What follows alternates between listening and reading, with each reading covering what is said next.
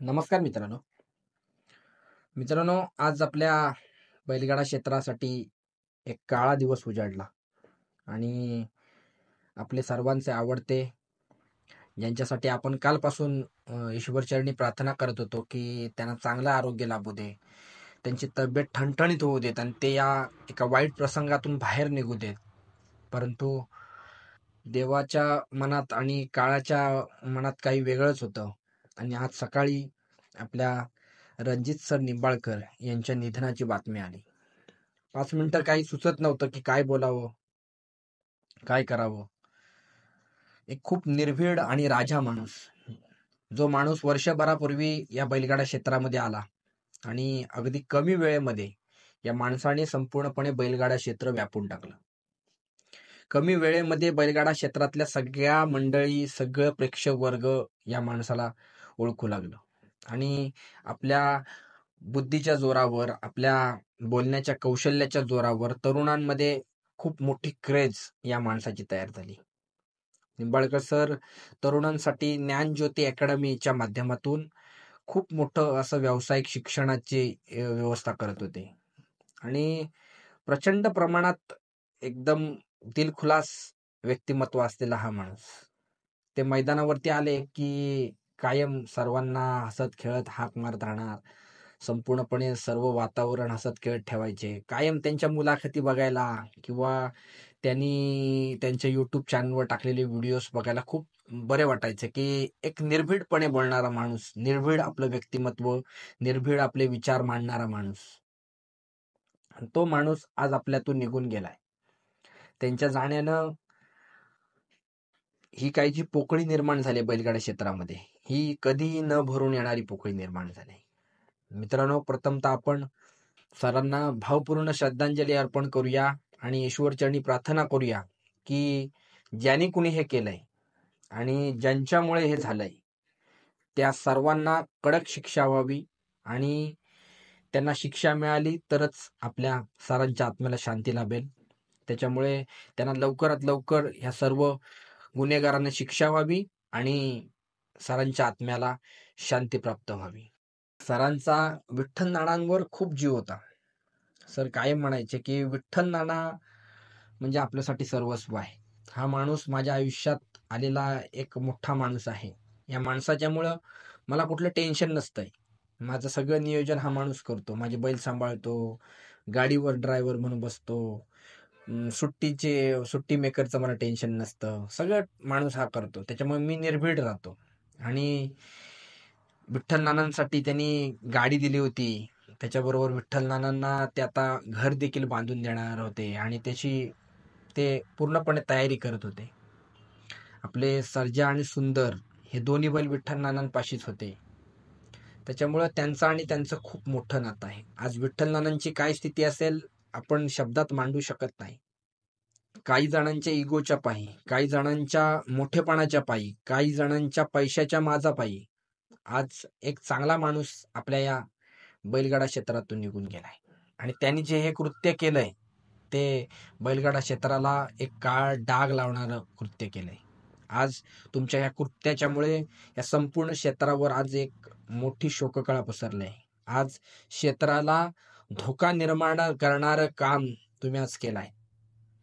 आज कित्येक वर्ष आपण बंदीचा काळ अनुभवलाय आणि कित्येक असे नंदी आपण या बंदीच्या काळात बसून त्यांचं करिअर उद्ध्वस्त होताना पाहिलंय आणि आज त्याच्यानंतर बैलगाडा क्षेत्राला सुगीचे दिवस आले असे आपण म्हणत होतो. बैलगाडा क्षेत्र एक नव्या उत्साहामध्ये चालू होतं. परंतु काही वेळा आपण देखील म्हणत होतो की बैलगाडा क्षेत्राला थोडंसं वेगळं वळण लागतंय, थोडंसं वेगळ्या दिशेनं हे क्षेत्र चालतंय, हे कुठंतरी थांबायला पाहिजे. बैलगाडा क्षेत्र हे आज सर्वसामान्य शेतकऱ्यांसाठी, सर्वसामान्य गाड्या मालकांसाठी, त्याचबरोबर छोटे मोठे उद्योग करून आपलं पोट भरणाऱ्यांसाठी खूप महत्वाचं क्षेत्र आहे. आपला वारसा परंपरासाठी खूप महत्वाचं क्षेत्र आहे आणि हे टिकवण्यासाठी नियमावली असावी, संघटना असावी, अशी मागणी करण्यामध्ये आपले निंबाळकर सर खूप अग्रेसर होते. मागील भरपूर वेळा त्यांनी जेव्हा संघटना कार्यरत होती तेव्हा बोलून दाखवायचे की संघटना यामध्ये पाहिजे, संघटना असेल तर सर्वसामान्य माझ्या गाड्या मालकांना न्याय मिळेल. आणि आज संघटना खूप चांगल्या पद्धतीने हे क्षेत्र पुढे नेण्याचा प्रयत्न करते. आज संघटना आहे, पण संघटनेसाठी मागणी करणारा, संघटनेसाठी भांडणारा, झटणारा माणूस आज आपल्यातून निघून गेलाय. आज त्या सरांच्या छोट्या मुलीसाठी खूप वाईट वाटतं. काल मी त्यांच्या पत्नी अंकिताताई यांची बाईट बघितली आणि त्याच्या अंगावरती त्यांची मुलगी अंकुरण, सरांनी आपल्या पत्नी आणि आपल्या नावावरून मिक्सअप असं तिचं नाव ठेवलंय, अंकुरण. आणि बरेच वेळा आपण बघितलं की सर लाईव्ह मध्ये तिला घेऊन लाईव्ह करत असायचे. आज बघा ना, तिचं 1-1.5 वर्ष वय आहे आणि ह्या 1-1.5 वर्ष वयामध्येच आज सरांचं जाणं त्यांच्यासाठी किती मोठा आघात असेल, किती मोठा धक्का असेल हा. त्याच्यामुळे ज्यांच्यामुळे हे झालंय त्यांना कडक शासन झालं पाहिजे, त्यांना जन्मठेप झाली पाहिजे, तरच आज सरांना न्याय मिळेल आणि सरांच्या आत्म्याला शांती मिळेल.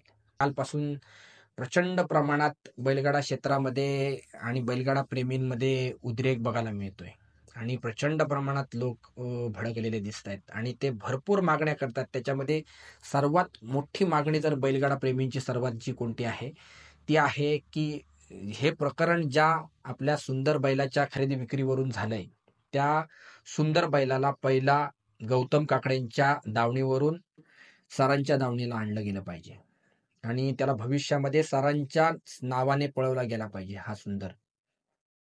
त्याचबरोबर ह्या सर्व प्रकरणातील जेवढे दोषी आहेत, म्हणजे ते गौतम काकडे असतील, गौरव काकडे असतील, त्यांचे वडील असतील किंवा अन्य त्यांचे कोण मित्रमंडळी त्यांना सहाय्य करणारे असतील, त्या सगळ्यांवर कडक शासन करण्यात यावं आणि त्यांना कठोर आणि जास्तीत जास्त शिक्षा त्यांना झाली पाहिजे आणि ती होईल यासाठी आपण नक्की प्रयत्न करू. आणि त्याच्यासाठी बैलगाडा क्षेत्रातील आता सर्व जी मोठमोठी मंडळी आहे किंवा संघटना आहे यांनी प्रयत्न केला पाहिजे, अशी संपूर्णपणे बैलगाडा क्षेत्राची मागणी आहे.